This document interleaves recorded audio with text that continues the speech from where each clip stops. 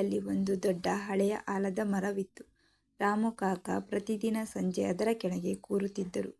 ರಾಮು ಕಾಕ ಅವರಿಗೆ 70 ವರ್ಷ ವಯಸ್ಸಾಗಿತ್ತು ಮತ್ತು ಅವರ ಜೀವನದ ಅನುಭವಗಳ ಕಥೆಗಳು ಹಳ್ಳಿಯಲ್ಲಿ ತುಂಬ ಪ್ರಸಿದ್ಧವಾಗಿವೆ. ಜನರು ಅವರನ್ನು ತುಂಬ ಗೌರವಿಸುತ್ತಿದ್ದರು ಮತ್ತು ಅವರು ಹೇಳಿದ್ದನ್ನೆಲ್ಲ ಮನಪೂರ್ವಕವಾಗಿ ಕೇಳುತ್ತಿದ್ದರು. ಒಂದು ದಿನ ಒಬ್ಬ ಚಿಕ್ಕ ಹುಡುಗ ಆ ಹಳ್ಳಿಗೆ ಬಂದನು. ಅವನನ್ನು ಎಲ್ಲರೂ ಪುಟ್ಟು ಎಂದು ಕರೆಯುತ್ತಾರೆ. ಪುಟ್ಟು ಕೇವಲ 10 ವರ್ಷ ವಯಸ್ಸಿನವನಾಗಿದ್ದನು ಮತ್ತು ತನ್ನ ಹೆತ್ತವರನ್ನು ಕಳೆದುಕೊಂಡಿದ್ದನು.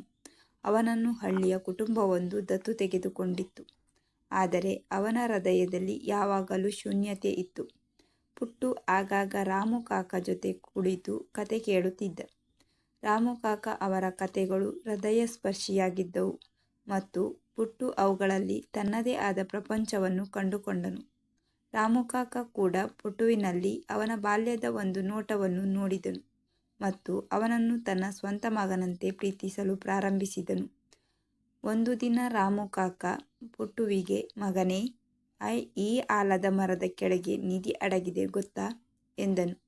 ಪುಟ್ಟುವಿನ ಕಣ್ಣುಗಳು ಮಿಂಚಿದವು. ಅವನು ಕೇಳಿದನು, "ಎಲ್ಲಿ ರಾಮು ಕಾಕ? ಹೇಳಿ, ನಾನು ಅದನ್ನು ಹುಡುಕುತ್ತೇನೆ." ರಾಮು ಕಾಕ ಮುಗುಳ್ನಗುತ್ತಾ, "ತಾಳ್ಮೆಯಿಂದ ಇರು ಮಗನೇ, ಸರಿಯಾದ ಸಮಯ ಬರಲಿ. ನಿನ್ನ ಹೃದಯವು ಸತ್ಯವಾದಾಗ ಮತ್ತು ಈ ಮರದ ಬೇರುಗಳನ್ನು ನೀನು ಅರ್ಥ ಮಾಡಿಕೊಂಡಾಗ ನೀನು ನಿಧಿಯನ್ನು ನೋಡುವೆ." ಸಮಯ ಕಳೆದಂತೆ ಪುಟ್ಟು ರಾಮು ಕಾಕನ ಮಾತುಗಳನ್ನು ಗಮನವಿಟ್ಟು ಕೇಳುತ್ತಿದ್ದ. ಒಂದು ದಿನ ದೊಡ್ಡ ಚಂಡಮಾರುತವು ಹಳ್ಳಿಯನ್ನು ಅಪ್ಪಳಿಸಿ ಎಲ್ಲವನ್ನೂ ನಾಶಪಡಿಸಿತು. ಮರಗಳ ಬೇರುಗಳು ಧರೆಗುರುಳಿದ್ದು ಗ್ರಾಮದ ಜನರು ಆತಂಕಕ್ಕೆ ಒಳಗಾದರು. ಆ ಬಿರುಗಾಳಿಗೆ ರಾಮು ಕಾಕ ಕೂಡ ಸತ್ತು ಹೋದರು. ಪುಟ್ಟು ಎದೆಗುಂದದಿದ್ದರೂ ಕಾಕ ಹೇಳಿದ ಮಾತು ನೆನಪಾಯಿತು. ಚಂಡಮಾರುತದ ನಂತರ ಗ್ರಾಮಸ್ಥರು ಮರದ ಬೇರುಗಳನ್ನು ತೆರವುಗೊಳಿಸಲು ಪ್ರಾರಂಭಿಸಿದರು. ಇದ್ದಕ್ಕಿದ್ದಂತೆ ಪುಟ್ಟು ಏನೋ ಹೊಳೆಯುತ್ತಿರುವುದನ್ನು ನೋಡಿದನು.